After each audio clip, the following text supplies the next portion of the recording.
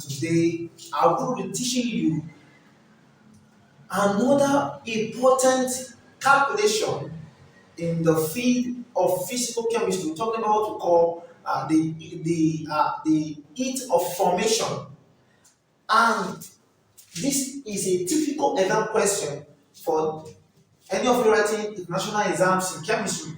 Now the question says, calculate the enthalpy of formation of butadiene, which is C4H6. The balance symbol equation for this reaction is shown here for support. So this is it here. Now, do not forget that the enthalpy of formation have this formula. Say the enthalpy of formation, the standard, is equal to the summation of the enthalpy of the product minus the summation of the enthalpy of the reactant. And this is the product minus the reactant, which is summation. Now, in the summation of the enthalpy of the product, we are having it to be here, and we're giving the enthalpy of combustion of each of them.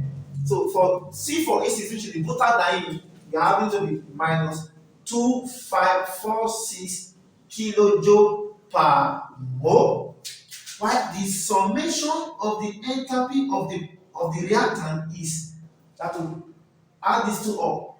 Now for carbon here, we are having to, so remember this mole here will be used to multiply the enthalpy of combustion of the carbon here, which is 4 multiplied by minus 394. Okay, that's minus bracket, okay, 3 multiplied by minus 286.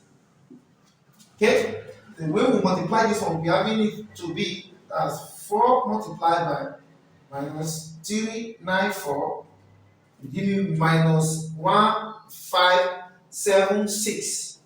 Okay, minus bracket, that's 3 multiplied by minus 286, giving minus 8.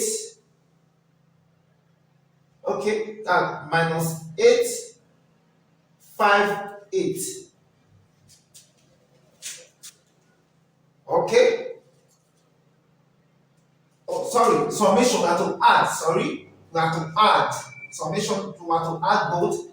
So here becomes minus 1576 minus times plus is minus 858, which will be equal to as minus 1576, giving minus 2434 kilojoule per mole. Now we come here with the formula here that says summation heat of formation, which is standard, is equal to the summation of the enthalpy of the product here is minus 2546 minus bracket minus 2434 for the that of the reactant. And remember that minus and minus will give you plus, which should not be equal to, if you do everything once, we are going to, okay.